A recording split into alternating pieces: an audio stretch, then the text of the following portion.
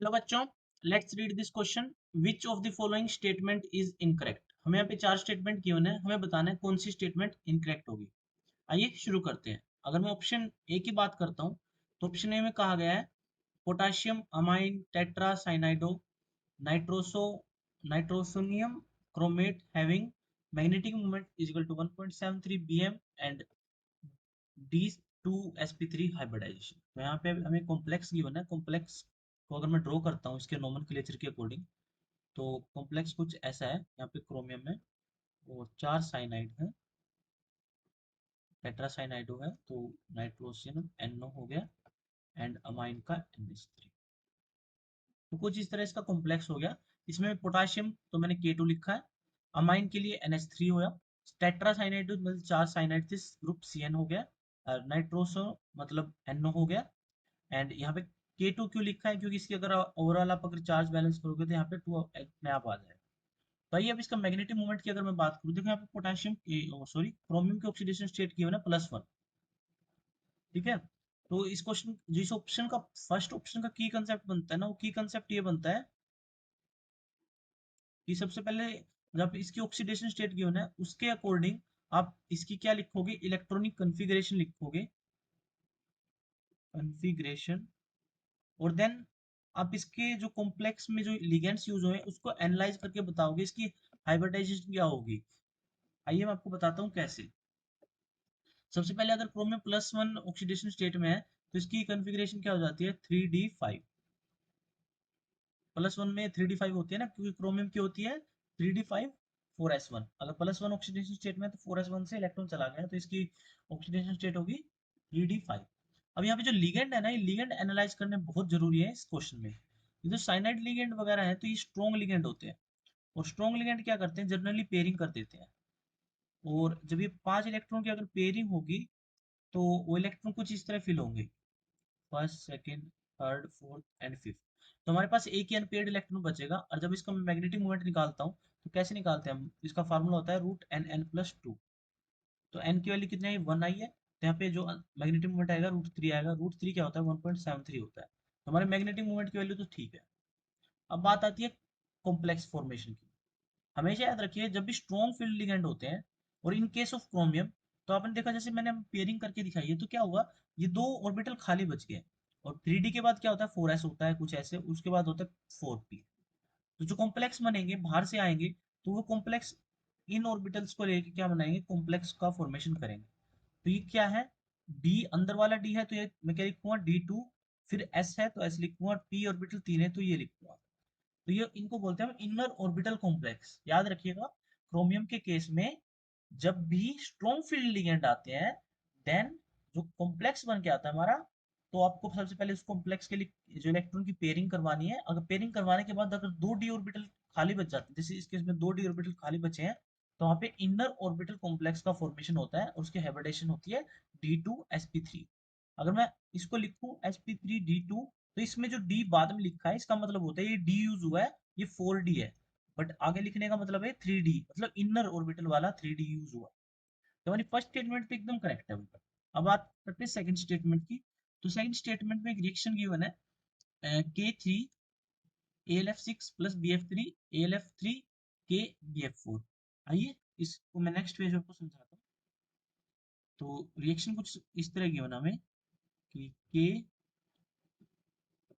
AlF6 को जब मैंने यहाँ पे K3 आएगा एंड BF3 में डाला, तो हुआ क्या, यहाँ पे KBF4 प्लस AlF3। इस क्वेश्चन का जो की कंसेप्ट है ना वो है लुईस एसिडिटी। लुईस एसिडिटी कैसे, इसमें हमें पता होना चाहिए दो कॉम्प्लेक्स है, एक BF3 और एक AlF3, इनमें लुईस एसिडिटी किसकी ज्यादा है। तो इसमें जो लुईस एसिडिटी है वो हमें BF3 की ज्यादा होती है। और इसका जो इससे क्या रिलेशन है, इस रिएक्शन से जो मैंने आपको कंसेप्ट बताया है इसका क्या रिलेशन है, देखो हो क्या रहा है। BF3 एक लुईस एसिड है तो क्या करेगा, फ्लोरीन जो एल्यूमिनियम से यहाँ पे कनेक्टेड है AlF6 से कुछ इस तरह, तो क्या करेगा, इन फ्लोरीन को अपनी तरफ अट्रैक्ट करेगा और अपने साथ बॉन्ड का फॉर्मेशन करके कॉम्प्लेक्स बना लेगा। क्यों, क्योंकि BF3 एक लुईस एसिड है, इसका ऑक्टेट कंप्लीट नहीं। अगर AlF3 ज्यादा स्ट्रॉन्ग लुईस एसिड होता तो ये क्या करता, ये रिएक्शन को रिवर्स कर देता है ऐसे। अगर AlF3 ज्यादा स्ट्रॉन्ग लुईस एसिड होता तो क्या करता है, BF4 से F नेगेटिव को लेता और अपने साथ जोड़ लेता, तो अपना ऑक्टेट कंप्लीट करने के लिए रिएक्शन को रिवर्स कर देता। बट BF3 क्या है, ज्यादा स्ट्रॉन्गर लुईस एसिड है एज कम्पेयर टू AlF3। तुम्हारी जो सेकंड ऑप्शन है वो भी क्या है, करेक्ट। अगर मैं बात करूँ थर्ड ऑप्शन की, थर्ड ऑप्शन में दो कॉम्प्लेक्सेस गिवन है। तो पहला कॉम्प्लेक्सेस है क्रोमियम, क्रोमियम के साथ है NH3 6 एंड Cl। और दूसरा कॉम्प्लेक्स गिवन है हमें कॉपर NCCH3, NCCH3 का यहाँ पे है 4 एंड बाद में BF4 नेगेटिव। जो ऑप्शन सी का की कंसेप्ट है, ऑप्शन सी का की कंसेप्ट है वो ये है कि आपको इनकी इलेक्ट्रॉनिक कॉन्फ़िगरेशन देखनी होगी कॉम्प्लेक्स के अंदर। सबसे पहले आपको ऑक्सीडेशन स्टेट की बात करूं, तो देखो BF4 पे होता है -1, तो इस कॉम्प्लेक्स पे होगा +1। और ये लिगेंड होता है न्यूट्रल, ये लिगेंड कुछ ऐसा होता है ना हमारा, साइनाइड होता है, ये यहाँ से डोनेट करता है, और यहाँ पे होता है CH3, तो ये न्यूट्रल लिगेंड है। तो जो कॉपर की कॉन्फ़िगरेशन क्या आ जाती है, +1। इसमें अगर मैं बात करूँ तो क्लोरीन पे एक नेगेटिव है, 3 क्लोरीन, तो 3 नेगेटिव हो गए। NH3 हमारा न्यूट्रल है, तो यहाँ पे क्रोमियम की ऑक्सीडेशन स्टेट होगी +3। तो अगर +3 हुई है तो इसकी इलेक्ट्रॉनिक कॉन्फ़िगरेशन क्या होगी, D3 होगी। और इसकी +1 है तो इसकी इलेक्ट्रॉनिक कॉन्फ़िगरेशन होगी D10। कॉपर +1 की इलेक्ट्रॉनिक कॉन्फ़िगरेशन दोनों के ड्रॉ कर ले। यही क्या है, इस क्वेश्चन का क्या है, की कंसेप्ट है। ये आपको इलेक्ट्रॉनिक कॉन्फ़िगरेशन ड्रॉ करनी है। अगर हम बात करूँ d ऑर्बिटल्स में, तो D3 है, देखो D3 है, 1 2 एंड 3। यहाँ पे क्या है, D10। D10 का क्या मतलब होता है, D10 का मतलब होता है कि सारे ऑर्बिटल फुली फिल्ड है।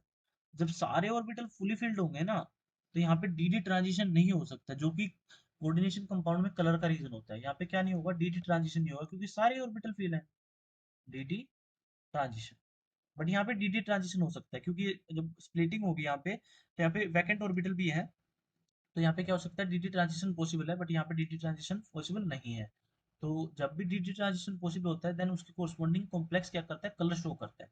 हमारा फर्स्ट वाला तो कलर शो करेगा, बट सेकंड वाला कलर शो नहीं करेगा, क्योंकि यहाँ पे क्या है, फुली फिल्ड डी ऑर्बिटल है। तो इसको ये हमारा थर्ड ऑप्शन क्या है, ये गलत हो जाता है।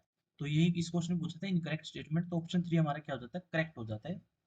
अगर मैं लास्ट वाले की बात करूँ, तो यहाँ पे कॉम्प्लेक्स गिवन है chromium NH3 4 Cl2 Br can show ionisation isomerism with chromium NH3 4 Cl Br Cl। Ionisation isomer, यही इसका ऑप्शन का की कंसेप्ट है। आयनाइजेशन आइसोमर आपको पता होना चाहिए क्या होता है। आयनाइजेशन आइसोमर में क्या होता है, जैसे ब्रोमीन नेगेटिव है ना, ये क्या करेगा, रिप्लेस होके अंदर आ जाएगा, जैसे इसको इसमें आया हुआ है जो बाद वाला कॉम्प्लेक्स है। इसी फिनोमिना को हम बोलते हैं आयनाइजेशन आइसोमर।